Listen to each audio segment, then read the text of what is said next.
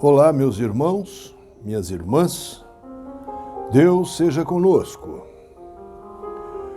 Hoje, reflexões acerca do paradoxo em convidar à própria mesa aos pobres e estropiados em lugar dos amigos e parentes, que está contido em O Evangelho segundo Lucas, no capítulo 14, de versículos 14 e 15. Fundo musical para este vídeo, do musicista e pianista britânico Alex Frank, a belíssima música Reverie, ou em bom português, Devaneio. A fé espírita embasa-se num raciocínio com os amorosos olhos da caridade. Sempre é bom lembrarmos-nos que Jesus de Nazaré, o arquétipo ofertado ao humano pelo Criador, àquela época, falava para pessoas simples e comuns, em sua grande maioria pescadores, artesãos. Para tanto, o mestre utilizava-se de analogias em ocorrência no cotidiano de então. Entretanto, embora uma cultura admiradora do farisaísmo hebraico ostensivo de então, toda essa analogia demonstrava, como demonstra ainda, ser paradoxal.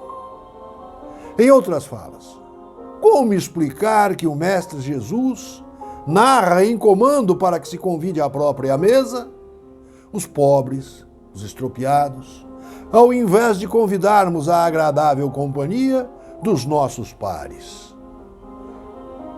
Assim, é ou não um paradoxo? Narra-se em O Evangelho segundo Lucas, no capítulo 14, versículos 12 a 15, do seguinte modo, aspas, e dizia também ao que o tinha convidado: quando deres um jantar ou uma ceia, não chameis os teus amigos, nem os teus irmãos, nem os teus parentes, nem os vizinhos ricos, para que não suceda que também eles te tornem a convidar e te seja isso recompensado.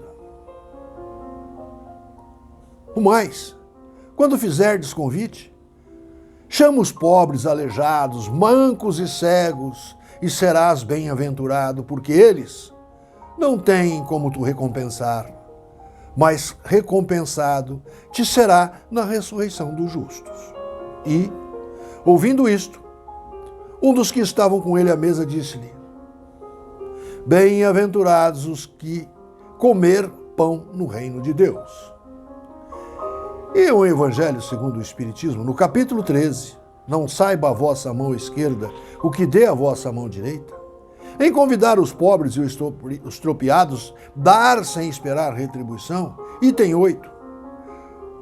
Professor Rivaio, o nosso Allan Kardec, nos brinda com a seguinte lição, a qual eu, um gnóstico espírita em Jesus, parafraseio e reflexiono. 8. Aspas.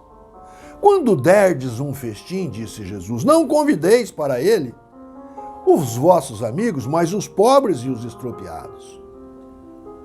Fecha aspas. Estas palavras são absurdas se tomadas ao pé da letra, pois paradoxais mesmo. Todavia, caríssimos e caríssimas, sublimes em si quando lhes buscarmos a essência, o espírito em si contido. Não há possibilidade alguma em que a sabedoria máxima de Jesus pretendesse que, em lugar dos seus pares, seus amigos e irmãos, alguém de nós outros vá chamar a reunir à própria mesa os mendigos da rua, máxime nos dias atuais.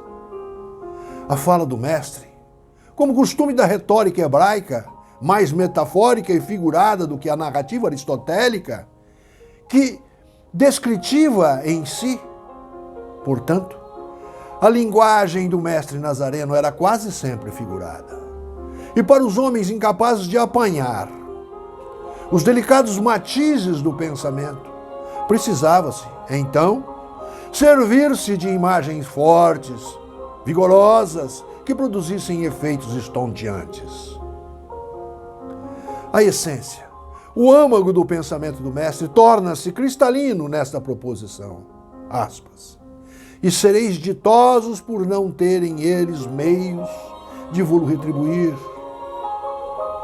Pretendendo com isso dizer com extrema exatidão que não se deve fazer o bem tendo em vista uma retribuição, mas tão somente pelo prazer de o praticar.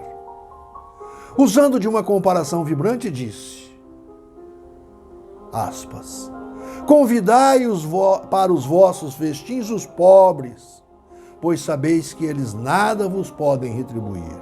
Fecha aspas. Pretendeu Jesus significar com o vocábulo festins, não os repastos, os banquetes propriamente ditos, mas a participação na abundância que desfrutais. Todavia, caríssimos, essa advertência ou admoestação, se aplicada em sentido mais literal, quando nos convidam para suas mesas apenas os que o podem, como eles dizem, fazer-lhes a honra ou, a seu turno, convidá-los em contrapartida. Outros, ao contrário, encontram satisfação em receber os parentes, os amigos menos felizes. Ora, quem não os conta entre os seus?